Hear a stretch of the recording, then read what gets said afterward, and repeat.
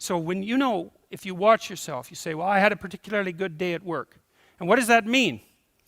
Well, it means that you lost your sense of time, right? Because when you're having not a good day at work, it's like, first it's 1 minute to 3, and then it's 45 seconds to 3, and then it's 30 seconds. That's what school was like for me. It was like, click. It's so funny, I went to my daughter's school. I used to get in trouble for talking all the time. Surprise, surprise. When I was a kid, and I was bored stiff in school, and so I would misbehave upon occasion, out of pure boredom. And about 21 years ago, I went to my daughter's school to sit for a class. It was about an hour long, and I was sitting there, and the teacher had all the kids on the floor and was having some of the kids read to the others, and some of the kids who were reading couldn't read at all. And I had exactly the same experience. I was sitting there. It was like being 7 years old again. I could see the clock going tick, tick. And I thought, if I was in this classroom for 3 days, I would misbehave. 40 years old, I would misbehave exactly like I did when I was 6. No. Well, that's no place to be, right? Because you don't want to be in a place that's stultifying. You don't want to be in a place where there's no challenge. You might even quit your job if there's no challenge. Say, well, that's a good job. It gives you security. And you think, God, I can't stand this. It's eating away at my soul. It's all security and no challenge. So why do you want to challenge?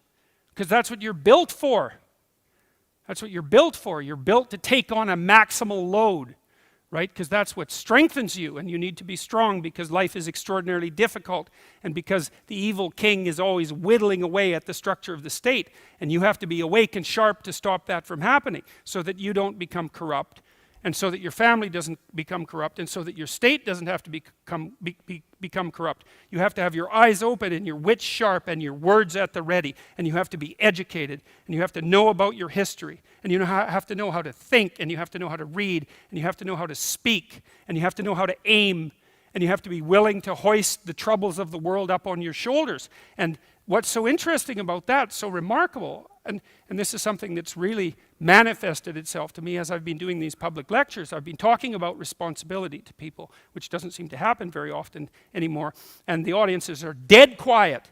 And I lay out this idea that life is tragedy tainted by malevolence, and everyone says, yeah, well, we always suspected that, but no one has ever said it quite so bluntly, and it's quite a relief to hear that I'm not the only person who has those suspicions.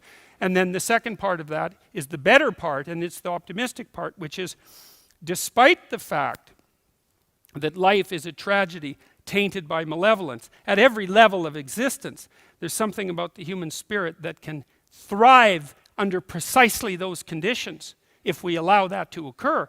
Because as difficult as life is, and as horrible as we are, our capacity to deal with that catastrophe and to transcend that malevolent spirit is more powerful than that reality itself.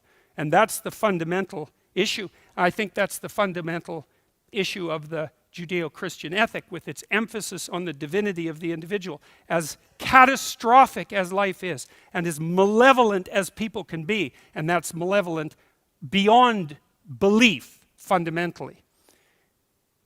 A person has in spirit the nobility to set that right and to defeat evil.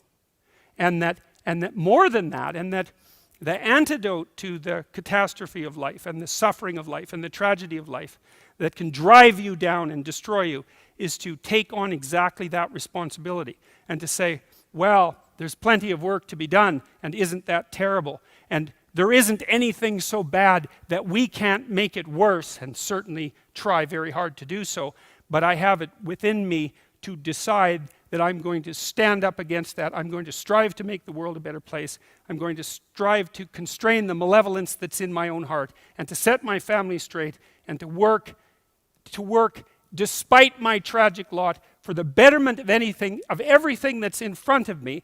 And the consequence of that, the immediate consequence of that, is that when you make the decision to take on all of that voluntarily, which is to stand up straight, by the way, with your shoulders back, to take on that, all that on voluntarily. As soon as you make that decision, then all the catastrophe justifies itself in the nobility of your striving.